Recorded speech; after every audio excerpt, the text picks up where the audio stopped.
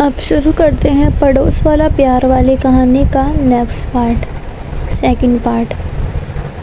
उसी गली में ठीक सामने आर्यन का घर था। दोनों घर आमने सामने थे। घर का एक मुख्य दरवाज़ा खोलो तो दूसरा घर दिखाई देता था।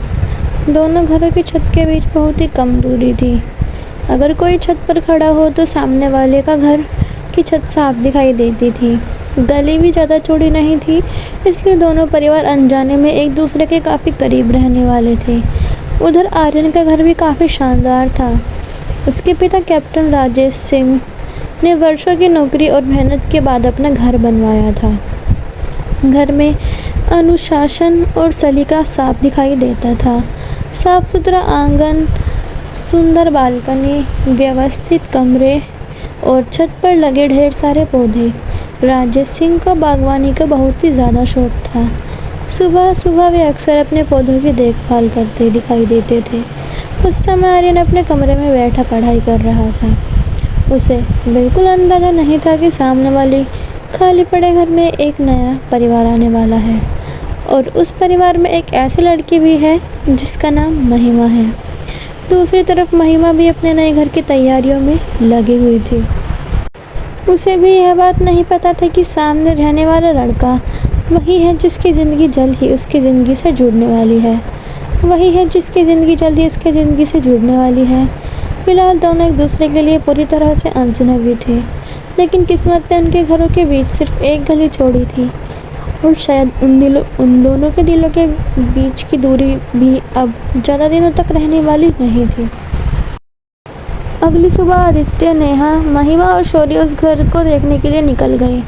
आदित्य तो एक बार पहले ही वह घर देख चुका था और उसे घर पहले ही पसंद आ गया था, लेकिन वह चाहता था कि महिमा और नेहा भी अपनी राय दे। गाड़ी जैसे ही घर के सामने रुकी, महिमा ने बाहर से ही घर को देखा और कुछ पल के लिए उसकी नज़र उस पर टिक गई। घर बाहर से बहुत ही सुंदर लग रहा था।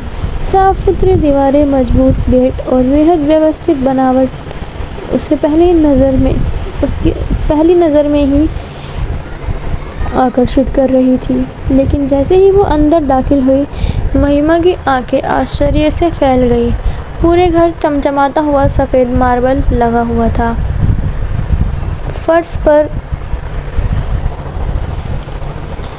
पूरे घर में सफ़ेद मार्बल लगा हुआ था। फर्श इतना साफ और सुंदर था कि उस पर पड़ती धूप की किरणें घर को और ज़्यादा खूबसूरत बना रही थी। दीवारों पर हल्के और आकर्षक रंग थे जो घर को एक अलग ही शांति दे रहे थे। घर के हर हिस्से को बहुत सोच समझकर और बेहतरीन तरीके से बनाया गया था। कहीं भी किसी चीज़ को देखकर कमी महसूस ही नहीं हो रही थी। नीचे के फ्लोर पर 3 बड़े बड़े कमरे थे जिनमें अच्छी धूप और हवा आती थी। एक बड़ा ड्राइंग रूम था जहां पूरी परिवार आराम से बैठ सकता था। रसोई भी काफ़ी बड़ी थी और व्यवस्थित थी। नेहा एक एक चीज़ ध्यान से देख रही थी, जबकि महिमा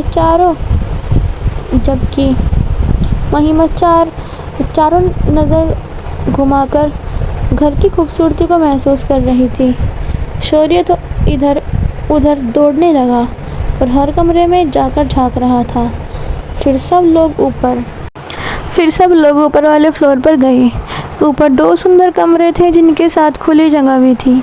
वहाँ से आसपास का नज़ारा बहुत ही अच्छा दिखाई देता था। ठंडी हवा लगातार चल रही थी और ऊपर खड़े होकर बहुत सुकून महसूस हो रहा था। इसके बाद वे लोग सीढ़ियाँ चढ़कर सबसे ऊपर टेरेस पर पहुँचे।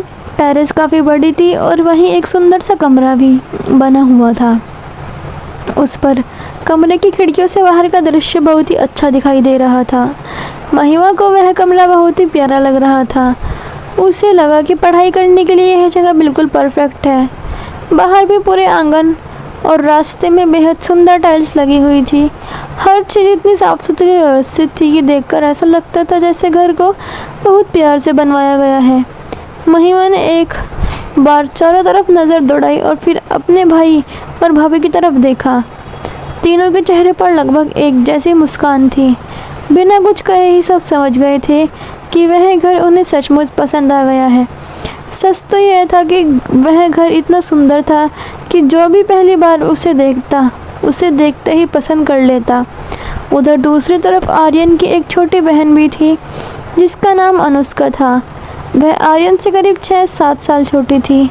उम्र भले ही बढ़ रही हो, लेकिन घर में सबके लिए वह अभी भी एक छोटी बच्ची थी। सबसे ज़्यादा लाड तो आर्यन ही उसको करता था। उसका आखिर वह उसकी इकलौती बहन थी। बचपन से लेकर आज तक अगर किसी ने अनुष्का को सबसे ज़्यादा परवाह की थी तो वह आर्यन ही था। उसकी हर छोटी बड़ी ज़रूरत, हर जिद, हर परेशानी में आर्यन सबसे पहले खड़ा मिलता था। एक दिन दोपहर के समय दोनों भाई बहन बाहर जा रहे थे। सर्दियों की हल्की धूप निकली हुई थी और सड़क पर अच्छी खासी चहल पहल थी। अनुष्का रास्ते भर कुछ न कुछ बोलती जा रही थी और आर्यन उसकी बातें सुनकर बस मुस्कुरा रहा था। तभी सामने से कुछ लड़कियां आती हुई दिखाई दी। उसमें से एक लड़की की नज़र जैसे ही आर्यन पर पड़ी, वह कुछ सेकंड उसे देखती रही। फिर अचानक उसने मुस्कुराकर आर्यन को आंख मार दी। आर्यन एकदम चौंक गया। क्या? उसके मुंह से धीरे से निकला। वह कुछ समझ ही नहीं पाया कि अब क्या हुआ है, लेकिन उसके बगल से चल रही अनुष्का ने ये सब देख लिया। उसका चेहरा तुरंत गुस्से से भर गया। वह लड़की की तरफ देखकर बोली, पागल हो क्या तुम? लड़की का चेहरा तुरंत उतर गया। क्या मतलब? अनुष्का ने बोही चढ़ाकर कहा, ऐसे किसी को भी आग मार रही हो?